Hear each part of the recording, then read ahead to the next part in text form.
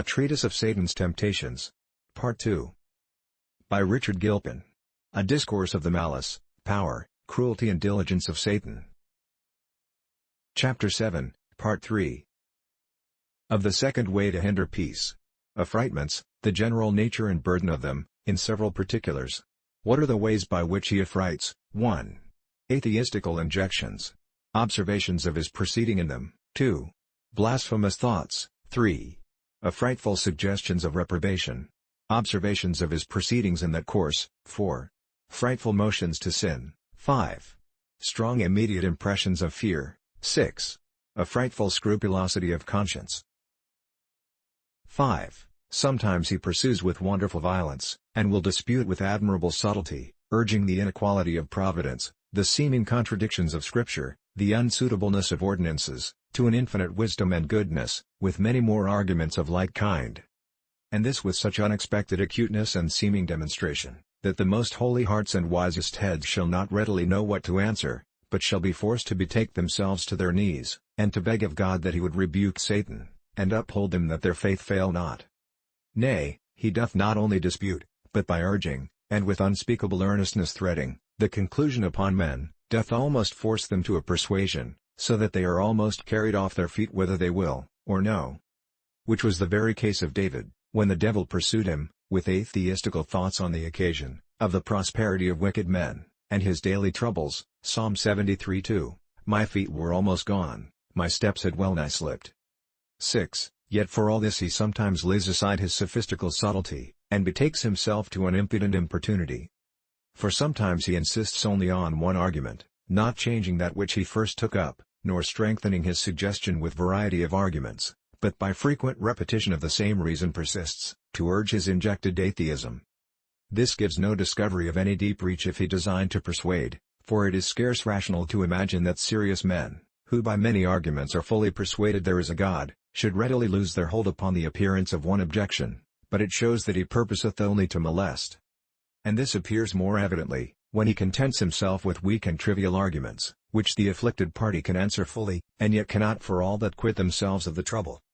For instance, it is not very many years since a serious and pious person came to me, and complained that he could not be at rest, for atheistical thoughts that perpetually haunted him.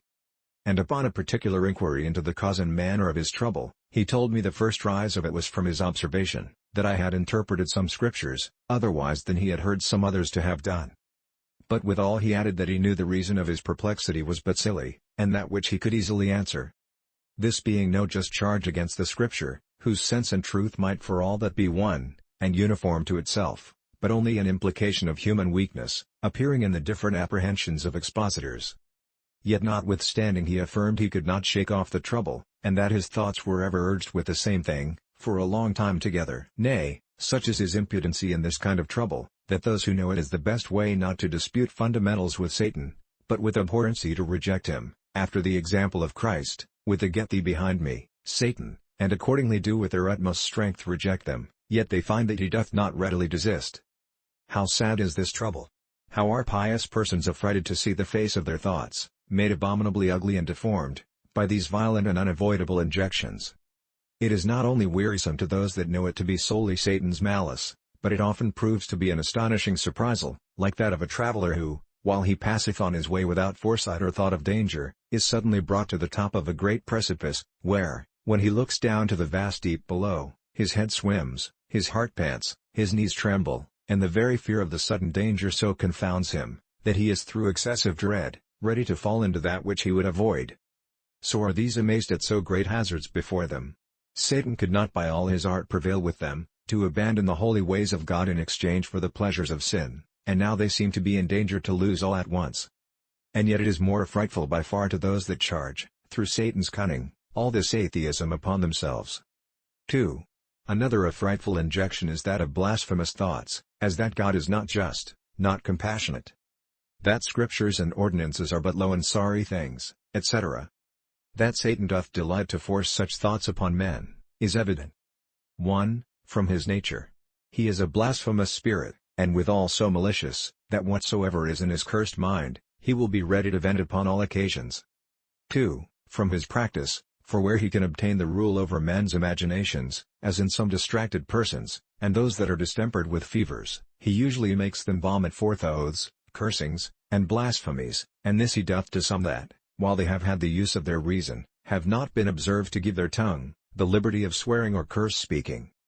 3. From his professed design in the case of Job, concerning whom he boasted to God himself, that he would make him curse him to his face, and accordingly tempted him by his wife to curse God and die. 4. From the sad experience of those that have suffered under this sad affliction, for many have complained of blasphemous thoughts. And those whom he cannot conquer he will thus trouble.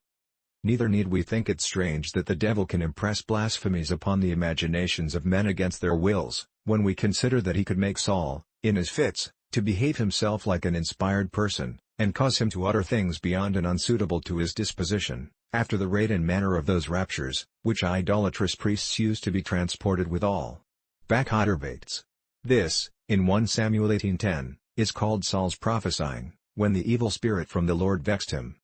And is the same with that which is spoken concerning Baal's priests, 1 Kings 18:29, they prophesied until the time of the offering of the evening sacrifice, that is, they were exercised with trances and rapturous furies, in which they uttered strange sounds and speeches. How easily, then, may Satan possess the fancies of men with blasphemies, so that the unwilling may be troubled with them, and those that are deprived of the benefit of reason, may, from the power of the impression upon their imagination, vent them with a kind of unwillingness. Melancholy persons do very frequently meet with this kind of trouble, Satan having a great power upon their imagination, and great advantages, from the darkness of that humor, to make the fear arising from such thoughts the more astonishing, and to delude them into an apprehension, that they are guilty of all that passeth through their thoughts, and also to work this perplexity, to more dismal effects. In these kind of men he doth play the tyrant with such injections, abusing them to such a height as if they were his vassals and slaves, whose thoughts and tongues were in his, and not their own keeping. And so strongly doth he possess them with this perplexity sometimes, that all the counsels, reasonings, or advice of others cannot in the least satisfy or relieve them. Yet, notwithstanding, I have known several under this affliction who, when by physic the state of their bodies hath been altered, have found themselves at ease immediately, the trouble gradually and insensibly ceasing of itself.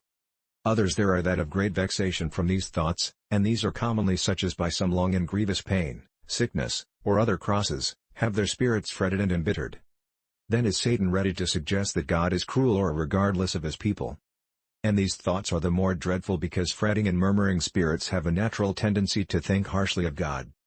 So that Satan in this case doth with the more boldness obtrude these suggestions upon them, finding so great a forwardness toward such imaginations, and also with greater severity he doth reflect upon them, as being in some likelihood compliant and consenting. When other persons, not so concerned as these two sorts of men above mentioned, are assaulted with blasphemous thoughts, the fits are less permanent, and, because they easily discover the design and author of them, not highly affrightful, though still troublesome. The burden of these injections are much like the former, very sadly afflicting. For who can easily bear the noise of Satan, while he shouts continually into their ears odious calumnies, and blasphemous indignities against God? David could not hear wicked men blaspheme God, but it was as a sword in his bones, exceeding painful. The impressions of nature, that teach us to revere and honor God. The power of education, that confirms these impressions. The persuasion of faith, that assures us of the reality and infinite excellency of the Godhead. And the force of love, that makes us more sensibly apprehensive of any injury, or dishonor done to him whom we love above all. Thanks.